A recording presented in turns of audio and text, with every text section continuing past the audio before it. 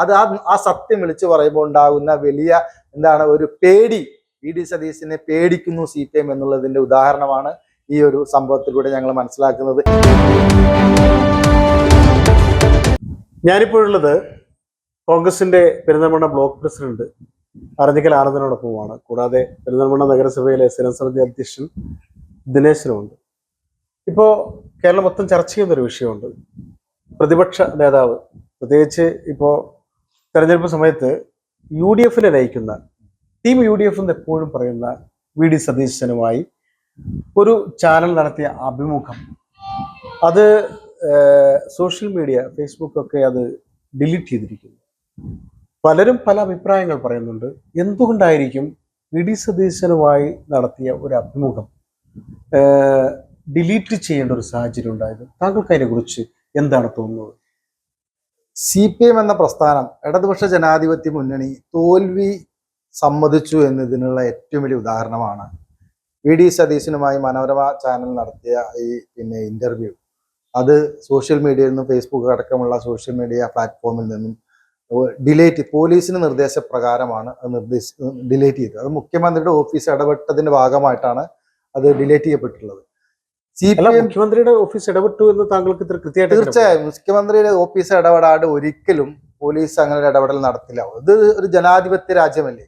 ഈ ജനാധിപത്യ രാജ്യത്ത് ഒരു പ്രധാനപ്പെട്ട ഒരു ചാനൽ നടത്തിയ ഇന്റർവ്യൂ, ആ ഇന്റർവ്യൂ സോഷ്യൽ മീഡിയ അടക്കമുള്ള പ്ലാറ്റ്ഫോമിൽ നിന്നും ഡിലീറ്റ് ചെയ്യപ്പെടണമെന്നുണ്ടെങ്കിൽ ശക്തമായ സമ്മർദ്ദം ആഭ്യന്തര വകുപ്പിൽ നിന്നുണ്ടായതിന്റെ ഭാഗമായിട്ട് തന്നെയാണ് ആ ഒരു ഇന്റർവ്യൂ ഡിലീറ്റ് ചെയ്യപ്പെട്ടിട്ടുള്ളത്. CPM എന്ന പ്രസ്ഥാനം ഇത്ര അധപ്പതിക്കാൻ പാടില്ല. കാരണം വി.ഡി. സതീശൻ എപ്പോഴും ടീം UDF, ഞങ്ങൾ തദ്ദേശ സ്വയംഭരണ തെരഞ്ഞെടുപ്പുമായി ബന്ധപ്പെട്ട് ഉണ്ടാക്കിയ ഒരു പ്ലാറ്റ്ഫോമാണ് ടീം UDF. ആ ടീം UDF എന്ന ആ ഒരു ടീം മത്സരിച്ച് തദ്ദേശ സ്വയംഭരണ സ്ഥാപന തെരഞ്ഞെടുപ്പിൽ ഏറ്റവും വലിയ ഒരു മുന്നേറ്റം ഉണ്ടാക്കാൻ വേണ്ടി ഞങ്ങൾക്ക് സാധിച്ചു. അതേ മുദ്രാവാക്യം ഉയർത്തിപ്പിടിച്ചുകൊണ്ടാണ് ഈ നിയമസഭാ തെരഞ്ഞെടുപ്പിന് ഞങ്ങൾ അതിന്റെ ടീം UDFന്റെ ലീഡറാണ് വി.ഡി. സതീശൻ. ഞങ്ങളെ നയിക്കുന്നത്, ഈ UDF കേരളത്തിൽ നയിക്കുന്നത് വി.ഡി. സതീശനാണ്. അദ്ദേഹത്തിന്റെ ഒരു ഇന്റർവ്യൂ, ഇങ്ങനെ ഒരു ഉത്തരവാദിത്തപ്പെട്ട ഒരു ചാനൽ നടത്തിയ ഇന്റർവ്യൂ ഈ സോഷ്യൽ മീഡിയയിൽ അടക്കമുള്ള സ്ഥലങ്ങളിൽ നിന്ന് ഡിലീറ്റ് ചെയ്യപ്പെടണമെങ്കിൽ അത് മുഖ്യമന്ത്രിയുടെ ഓഫീസിന്റെ ഇടപെടലുണ്ടെങ്കിൽ മാത്രമേ നടക്കുള്ളൂ, അല്ലാതെ നടക്കില്ല എന്നുള്ള ഉറച്ച വിശ്വാസമാണ് ഈ കൊങ്കൺ നാഷണൽ കോൺഗ്രസ് പ്രവർത്തനം എന്നുള്ള നിലയിലേക്കുള്ളത്. അല്ല, അപ്പോ അദ്ദേഹം പറഞ്ഞ കാര്യങ്ങൾ ആർക്കെങ്കിലും ഒക്കെ ഉൾക്കൊള്ളാൻ പറ്റാത്ത തരത്തിലുള്ളത് ആയതുകൊണ്ടായിരിക്കും ഇങ്ങനെ ഡിലീറ്റ് ചെയ്യപ്പെട്ടിട്ടുണ്ടാവുക എന്ന് താങ്കൾ വിശ്വസിക്കുന്നുണ്ടോ? തീർച്ചയായും അദ്ദേഹം സത്യം തുറന്നു പറയുന്നു. ഈ കേരളത്തിൽ 10 വർഷമായി നടന്നുകൊണ്ടിരിക്കുന്ന ദുർഭരണത്തിനെതിരെ അദ്ദേഹം ശക്തമായ പടയോട്ടം നടത്തിക്കൊണ്ട് സത്യമായി വിളിച്ചു പറയുന്ന ഒരു നേതാവാണ് വി.ഡി. സതീശൻ. കേരളത്തിലെ നിലപാടിന്റെ രാജകുമാരനാണ് വി.ഡി. സതീശൻ. അദ്ദേഹത്തിന്റെ ഓരോ നിലപാടുകൾ നിങ്ങൾ എടുത്തു നോക്കിയാൽ തന്നെ അറിയാൻ പറ്റും. അദ്ദേഹം പറയുന്ന നമ്മളെ കേരളത്തിൽ നടക്കാൻ പോകുന്ന സ്വപ്നങ്ങൾ, UDF അധികാരത്തിൽ വന്നാൽ നടക്കാൻ പോകുന്ന സ്വപ്നങ്ങൾ അദ്ദേഹം പുതുയോഗ യാത്രയിലൂടെ നടത്തിയ ഓരോ വകുപ്പുമായി എടുത്ത് പറഞ്ഞുകൊണ്ടാണ് അദ്ദേഹം പുതുയോഗ യാത്ര നടത്തിയത്. അപ്പൊ അതോടൊപ്പം തന്നെ UDF എന്ന പ്രസ്ഥാനത്തിന് മുന്നിൽ നിന്ന് നയിക്കുന്ന വി.ഡി. സതീശനെ പോലെയുള്ള ഇന്ത്യയിലെ തന്നെ പ്രധാനപ്പെട്ട കോൺഗ്രസ് ലീഡർമാരിൽ ഒരാളാണ് വി.ഡി. സതീശൻ. അദ്ദേഹത്തിന്റെ ഒരു ഇന്റർവ്യൂ നശിപ്പിക്കും, അതായത് എടുത്തു കളയപ്പെടേണ്ട ഒരു അവസരം എന്ന് പറഞ്ഞാൽ ഈ CPM എന്ന പ്രസ്ഥാനം വി.ഡി. സതീശനെ പേടിക്കുന്നു എന്നുള്ളതാണ്. ഈ പ്രതിപക്ഷ നേതാവ് എന്ന പദവിയിൽ ഇരുന്നു കൊണ്ട് വി.ഡി. സതീശൻ നടത്തുന്ന ശക്തമായ പ്രതികരണങ്ങൾ, ശക്തമായ തേരോട്ടം, അതിനെ CPM പേടിക്കുന്നു, ഇടതുപക്ഷ ജനാധിപത്യ മുന്നണി പേടിക്കുന്നു എന്നതിന്റെ ഏറ്റവും വലിയ ഉദാഹരണമാണ് ഈ ഒരു സംഭവം ഉണ്ടാക്കിയിട്ടുള്ളത്. അദ്ദേഹത്തിനെതിരെ ഇടതുപക്ഷത്തുനിന്നുണ്ടാകുന്ന വലിയ രീതിയിലുള്ള സോഷ്യൽ മീഡിയയിലുള്ള ആക്രമണങ്ങൾ എന്നൊക്കെ UDF നേതാക്കൾ പറയാറുണ്ട്, പ്രവർത്തകരെ. അതൊക്കെ ഉണ്ടാകുന്നത് അദ്ദേഹം സത്യം വിളിച്ചു പറയുന്നു എന്ന് താങ്കൾ വിശ്വസിക്കുന്നു? തീർച്ചയായിട്ടും സത്യം തന്നെ അദ്ദേഹം പറയുന്നുള്ളൂ. നമ്മൾ അനുഭവിക്കുന്ന 10 വർഷമായി നമ്മൾ അനുഭവിച്ചു കൊണ്ടിരിക്കുന്ന ആ അനുഭവം അദ്ദേഹം വിളിച്ചു പറഞ്ഞുകൊണ്ടിരിക്കുന്നു. സോഷ്യൽ മീഡിയയുടെ പ്രസംഗങ്ങളിലൂടെ അദ്ദേഹം കേരളത്തോട് വിളിച്ചു പറഞ്ഞു, ഞങ്ങളത് അനുഭവിക്കുന്നു, ആ അനുഭവത്തിൽ നിന്ന് ഞങ്ങൾക്ക് ഒരു മോചനം വേണം, ആ മോചനം ജനങ്ങൾ ആഗ്രഹിക്കുന്നു. ആ സത്യം വിളിച്ചു പറയുമ്പോൾ ഉണ്ടാകുന്ന വലിയ ഒരു പേടി. വി.ഡി. സതീശനെ പേടിക്കുന്നു CPM എന്നുള്ളതിന്റെ ഉദാഹരണമാണ് ഈ ഒരു സംഭവത്തിലൂടെ ഞങ്ങൾ മനസ്സിലാക്കുന്നത്. ഇതുകൊണ്ടൊന്നും കോൺഗ്രസ് UDF കേരളത്തിൽ തകരില്ല.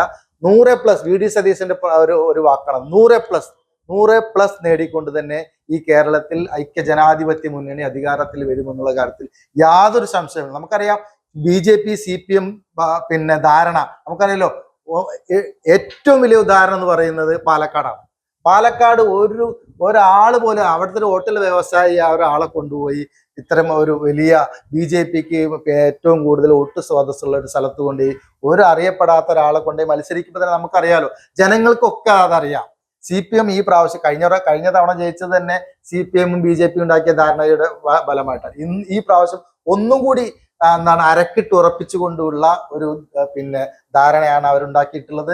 CPM എന്ന് പറയുന്ന പ്രസ്ഥാനത്തിന് ഏറ്റവും അവസാനത്തെ മുഖ്യമന്ത്രിയായി പിണറായി വിജയൻ മാറാൻ പോവുകയാണ്. അതിലൊരു സംശയമില്ല. അടുത്ത പ്രാവശ്യം ഐക്യജനാധിപത്യ മുന്നണി 100+ അധികാരത്തിൽ വന്നാൽ ഇനി ഇവിടുന്ന് അങ്ങോട്ടുള്ള ഭരണം ഐക്യജനാധിപത്യ മുന്നണി മാത്രമായിരിക്കും. കേരളം കാണാൻ പോകുന്ന ഭരണം എന്ന് പറയുന്നത് അതിശക്തമാണ്. അത് ഏറ്റവും ഈ കേരളം കണ്ടിട്ടില്ലാത്ത ഏറ്റവും നല്ല ഭരണമായിരിക്കും ഐക്യജനാധിപത്യ മുന്നണിയുടെ നേതൃത്വത്തിൽ ഇനി വരാൻ പോകുന്നത്.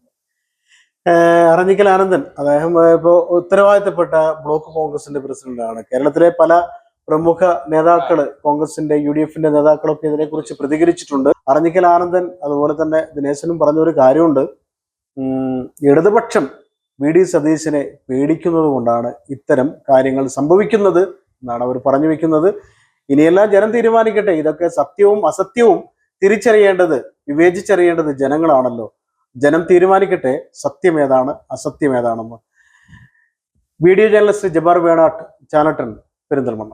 പെരിന്തൽമണ്ണ EMS മെമ്മോറിയൽ കോപ്പറേറ്റീവ് ഹോസ്പിറ്റലിന്റെ 150 കോടി രൂപ ചിലവിൽ നിർമ്മിച്ച പുതിയ രജത ജൂബിലി കെട്ടിട സമുച്ചയം നാടിന് സമർപ്പിച്ചു. ബഹുമാനപ്പെട്ട മുഖ്യമന്ത്രി ശ്രീ പിണറായി വിജയൻ ഉദ്ഘാടനം ചെയ്ത ഈ അത്യാധുനിക സമുച്ചയം മികച്ച ചികിത്സാ സൗകര്യങ്ങളോടെ ഇപ്പോൾ ജനങ്ങൾക്കായി തുറന്നു പ്രവർത്തിക്കുന്നു. കൂടെയുണ്ട് കരുതലായി.